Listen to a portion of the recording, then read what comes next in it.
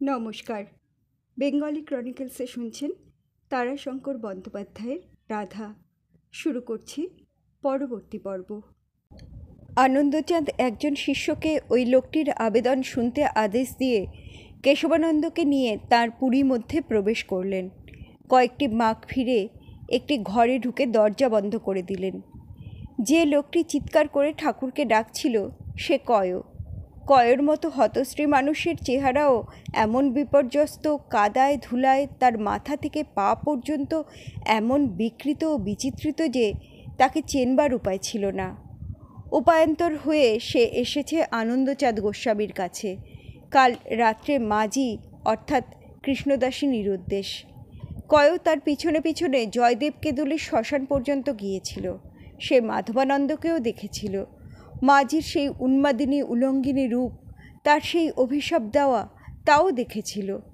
তারপর সে তারই অনুসরণ করে আসছিল। উলঙ্গিনী উন্মাদিনী আসছিল অজয়ের শীর্ণ জলধারার পাশে পাশে বালুচরের উপর দিয়ে। সভয়ে দূরত্ব বজায় রেখে আসছিল তটের উপরের পথ ধরে। এরই মধ্যে অন্ধকারে হঠাৎ মাঝপথে কৃষ্ণদাসী কোথায় হারিয়ে গেছে। অনেক খুঁজেও পায়নি। অবশেষে ভোরের সময় ক্লান্ত হয়ে ধুলো কাদা মেখে আখড়ায় ফিরে দেখেছে যে আখড়াও শূন্য, মোহিনী নেই। আখড়ার দরজা খোলা, ঘরের দরজা খোলা, বিছানা জিনিসপত্র বিপর্যস্ত, মেঝের উপর ছড়িয়ে পড়ে আছে। মোহিনীর হাতের চুড়ি ভাঙার টুকরো সকালের আলোয় ঝিকমিক করছে। আশেপাশের লোকের কাছে সন্ধান করেও সংবাদ পায়নি, কেউ দেয়নি। ওই সংবাদ না দেওয়াতেই সে মোহিনীর সঠিক সংবাদ পেয়েছে। তাকে বর্বর অক্রূরের চরেরা চুরি বা ডাকাতি করে নিয়ে গিয়েছে।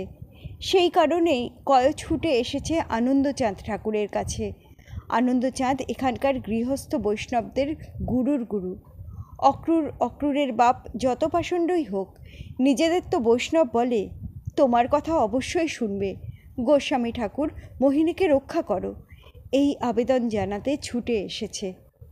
সে এসে টলতে টলতে বসে পড়ল সামনের ফটকে। ভাঙা কর্কশ কণ্ঠে ডাকলে, গোস্বামী ঠাকুর, ঠাকুর। ঝড়ে লাট খাওয়া ভগ্ন কণ্ঠ কাকের মতোই তার সে কণ্ঠস্বর। ঠাকুর, তুমি রক্ষা করো অভাগিনীকে। ঠাকুর, ঠাকুর, ঠাকুর।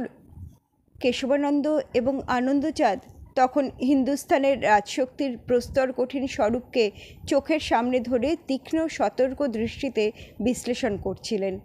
চুলের মতো অসংখ্য সরু দাগ দেখা দিয়েছে তার সর্বাঙ্গে। এই দাগগুলি ক্রমে ফাটলে পরিণত হবে, তারপর একদিন টুকরো টুকরো হয়ে ভেঙে পড়বে। কালস্য কুটিলাগতি। যদুপতির মথুরাপুরী আছে, কিন্তু সে যাদব গৌরব নেই। রঘুপতির সূর্যবংশ গৌরবও ভেঙে পড়ে। কালধর্ম। কিন্তু কালধর্ম পূর্ণ হয়, প্রকট হয় মানুষের চেষ্টায়, উদ্যমে। রাজা গিয়ে রাজা হওয়া তো নিত্য নৈমিত্তিক ঘটনা। সিংহাসন খালি থাকে না, পূর্ণ হয়ই। ধর্মের অভ্যুত্থানের জন্য স্বতন্ত্র বিশেষ পথ চাই গোস্বামী গুরু। নদী অনেক নেমেছে পাহাড় থেকে, কিন্তু গঙ্গাজি যখন নামেন তখন স্বর্গ থেকে নামেন। তখন তাকে ধরবার জন্য রুদ্রের মাথা পাতার প্রয়োজন হয়। আজ সতর্ক পদক্ষেপে অগ্রসর হতে হবে। আমি আপনার অস্ত্র সংগ্রহের ভার নিলাম, আপনি আমাদের সাহায্য করুন।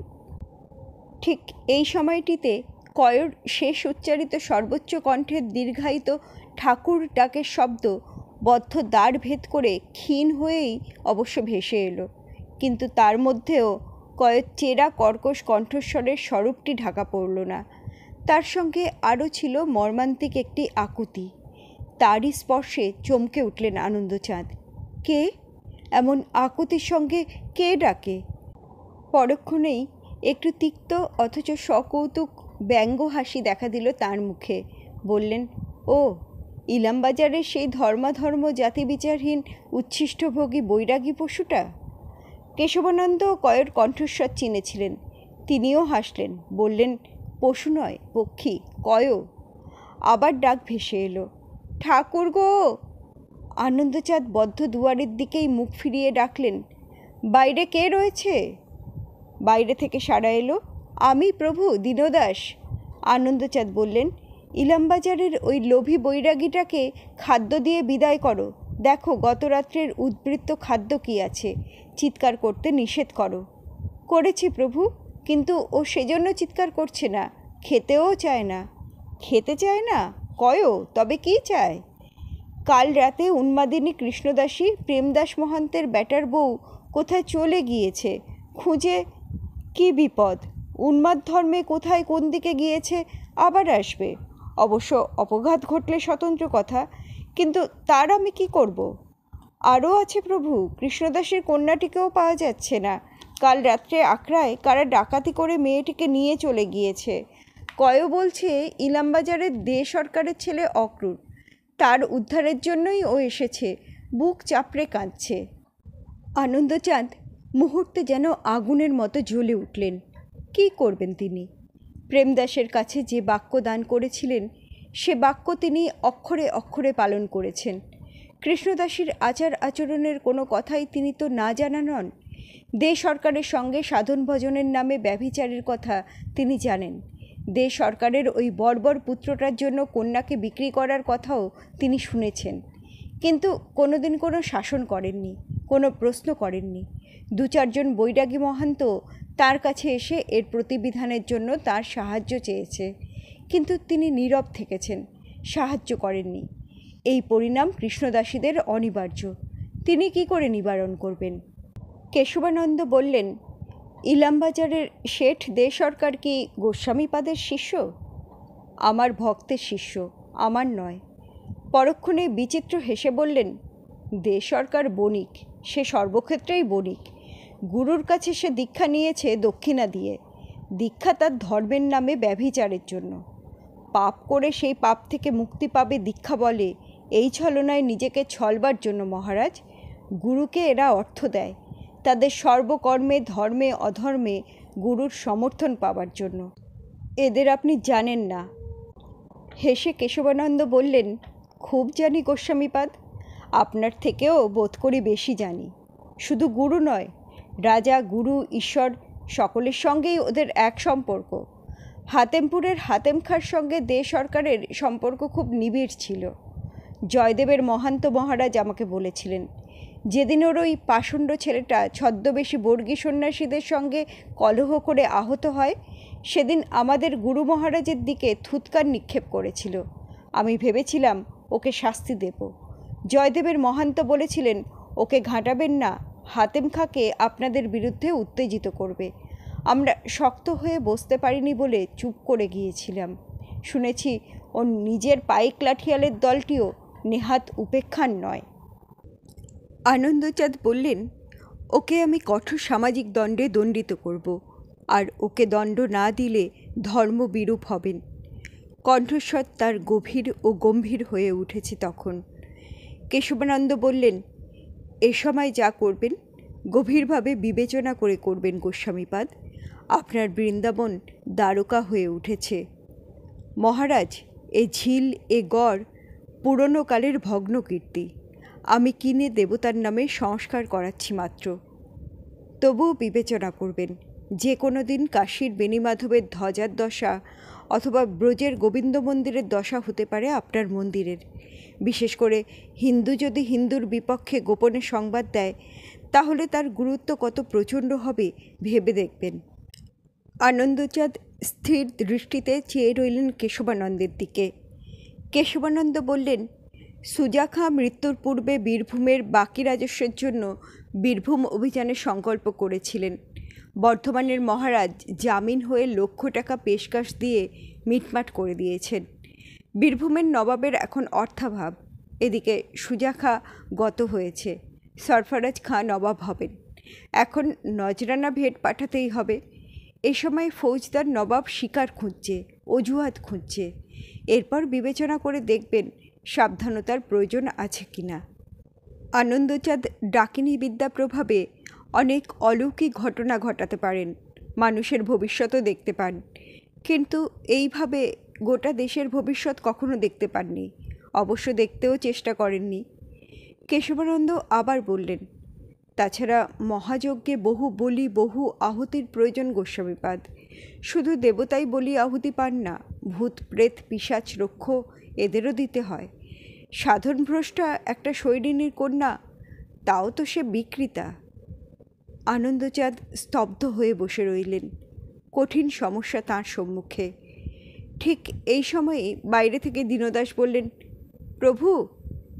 উত্তর দিতে পারলেন না আনন্দচাঁদ, বোধ করি শুনতেই পেলেন না। দীনদাস আবার বললে, মুর্শিদাবাদের মুক্তারের কাছ থেকে লোক এসেছে, চিঠি এনেছে, জরুরি চিঠি, আর বলছে দিল্লিতে নাকি বড় গোলমাল। কেশবানন্দের কপালে ভ্রুতে প্রশ্নের কুঞ্চন রেখা জেগে উঠল। কি হয়েছে? বাদশাহ মোহাম্মদ শাহ? না মহারাজ, বলছে ইরানের বাদশাহ নাদির শাহ আটক পার হয়ে পাঞ্জাবে ঢুকেছিল। পাঞ্জাব লুট করেই সে ফিরে যাবে ভেবেছিল লোকে, কিন্তু সে ফিরে যায়নি। সে দিল্লির দিকে আসছে। যেদিক দিয়ে আসছে সব শ্মশান করে দিয়ে আসছে। এতদিনে সে দিল্লি ঢুকেছে, দখল করে বসেছে। যে খবর নিয়ে এসেছে, সে আসবার সময় পথে খবর পেয়েছে নাদির শাহ দিল্লি দখল করে ছাড়খাড় করে দিয়েছে। চমকে উঠলেন আনন্দচাঁদ। কেশবানন্দ মুহূর্তে উত্তেজনায় দাঁড়িয়ে উঠলেন। চোখ দুটি তাঁর বিস্ফারিত, তারা দুটি যেন প্রদীপের মতো জ্বলছে। ইরানের বাদশাহ নাদির শাহ, প্রথম জীবনে ভেড়াওয়ালা নাদির শাহ, সাক্ষাৎ শয়তান, যাকে ভর করে বিশ্ববিজয়ী করে তুলেছে। তাঁর উত্তেজিত মুখের রেখায় মুহূর্তে মুহূর্তে পরিবর্তন ঘটতে লাগলো। প্রদীপের মতো জ্বলন্ত চোখের তারা দুটিও যেন নিভছে আর জ্বলছে, নিভছে আর জ্বলছে। হঠাৎ তিনি চারিদিক চেয়ে দেখলেন। তারপর ঘরের মেঝেতে ফরাসের চৌকির নিচে রাখা বৃহৎ গুরুভার একখানা পাথর দু হাতে সবলে মাথার উপর পর্যন্ত তুলে সেখানাকে মেঝের উপর আছড়ে ফেলে দিলেন। খোয়া বাঁধানো মেঝেটা ফেটে চৌচির শুধু হলো না, গর্ত হয়ে গেল। পাথরখানাও ভেঙে গেল 3 টুকরা হয়ে। কেশবানন্দ গর্তের কাছে এসে বললেন, হিন্দুস্তানের বাদশাহী। পাথরখানার কাছে এসে বললেন, ইয়ে হ্যায় নাদির শাহী। তারপর বললেন, দুনো জায়গা, নাদির শাহীও থাকবে না, লগ্ন এসেছে। এখন খুব হুঁশিয়ার গোস্বামীপাদ, মহাযজ্ঞে আগুন জ্বলছে। অশেষ করুণা এবং মহিমার আধার, সকল সৃষ্টির স্রষ্টা, নিয়ম ও ন্যায়ের বিধানকর্তা, সৃষ্টি এবং ধ্বংস শক্তির উৎস, মহামহিমময় ঈশ্বর, যাহার বদান্যতা ও অনুগ্রহের মূল হইতে আলোকদাতা সূর্যের প্রকাশ, তাহার যিনি ছায়া, সেই সম্রাট সৌভাগ্যবান অভিজাত দিগের মধ্য হইতে বিশেষ সম্মানিত, জ্ঞান ও গুণসম্পন্ন, ন্যায়নীতি ও মহত্বের আদর্শে একনিষ্ঠ ব্যক্তিদের প্রদেশের সুবাদার, সেনানায়ক, নবাব, ফৌজদার বহাল করেন এই হেতু যে ঈশ্বরের অভিপ্রেত ন্যায়নীতি, নিয়ম শৃঙ্খলা দেশে সমাজে যেন সূর্যকিরণ, বায়ু ও বর্ষণের মতোই পক্ষপাত শূন্য এবং সূক্ষ্ম হয়। কিরণ ও উত্তাপ বর্ষণের ভার যেমন তিনি সূর্য এবং বরুণ বা মেঘের উপর অর্পণ করিয়াছিলেন, তেমনি মানুষের সমাজে ন্যায় বিচারের ভার তিনি অর্পণ করিয়াছেন সম্রাটের উপর।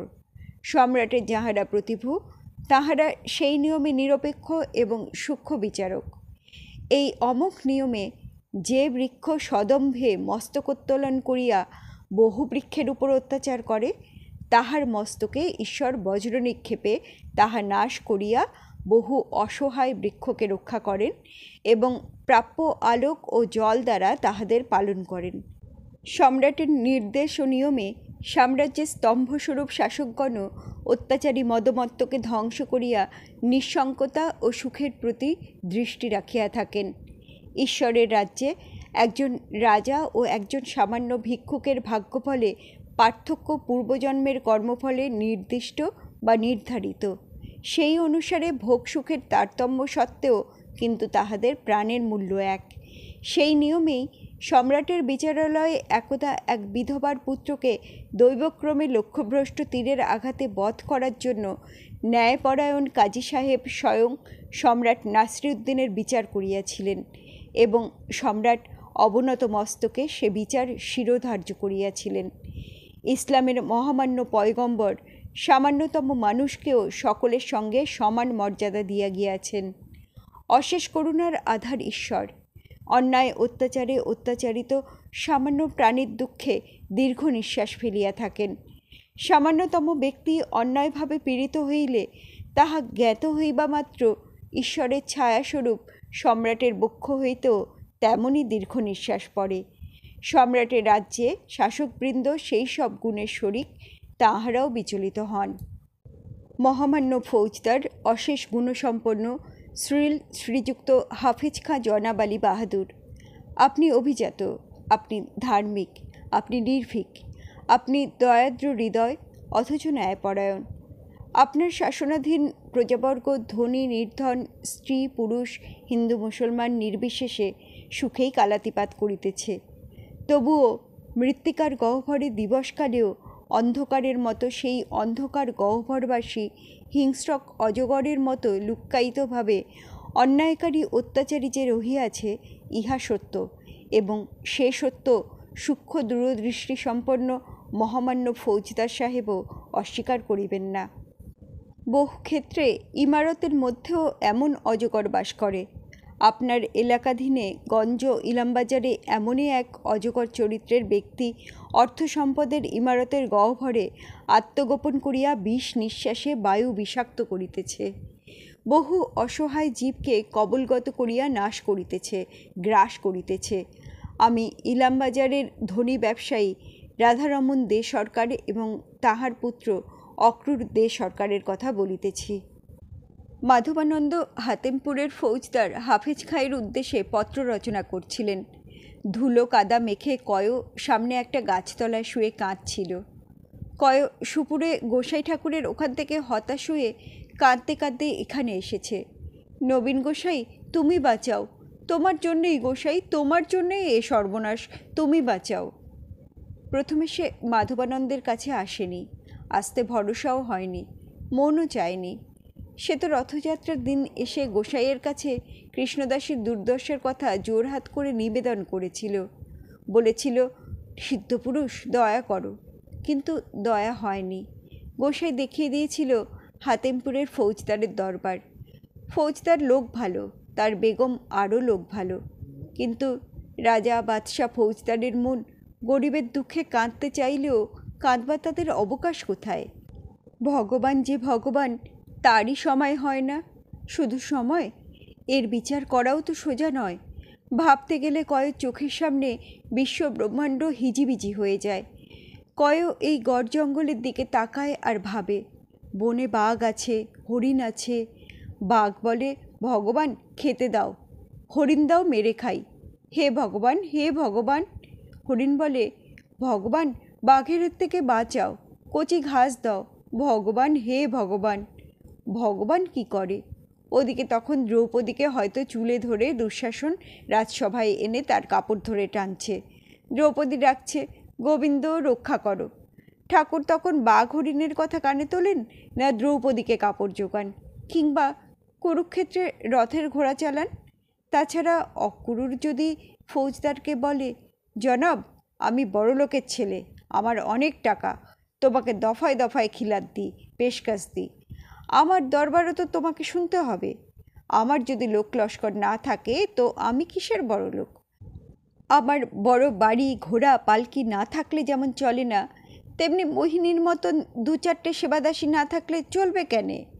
বাদশার ঘরে 10,000 20,000 বাঁধি, লবাবের ঘরে 1000 2000, ফৌজদার কাজী জমিদার এদের ঘরে গণ্ডায় গণ্ডায়, কুলীন বামুনদের সদরুণে পরিবার। অক্রূরের দোষই বা তাহলে কোথায়? ওই তো সেদিন সেই নীল মানিকটা পেয়ে খুশি হয়ে তাকে খাইয়ে দুটো মিষ্টি কথা বলেছিল। বলতে বলতে কি খবর এলো কোথা থেকে, বাস ফৌজদার হন্তদন্ত হয়ে চলে গেল, হয়ে গেল খতম। কোথায় মোহিনী, কে মোহিনী, কেই বা কয়, কে তার খোঁজ রাখে, খবর রাখে? তাই সে মাধবানন্দ বা ফৌজদার এদের কাছে না গিয়ে উপায়ন্তরহীন হয়ে শেষে ছুটে গিয়েছিল আনন্দচাঁদ ঠাকুরের কাছে। কিন্তু সেখানেও ঠাকুর যখন দরজা বন্ধ করে ঘরে ঢুকে আর দরজাই খুললেন না, তখন হতাশ হয়ে কাঁদতে কাঁদতে ইলামবাজারে ফিরেই আসছিল। হঠাৎ পথে কয় ওপারের বনের দিকে তাকিয়ে রাগে ক্ষোভে অধীর হয়ে উঠল। ওই নবীন গোসাই সব সর্বনাশের মূল, ওরই অভিশাপে মাঝি পাগল হয়ে গেল।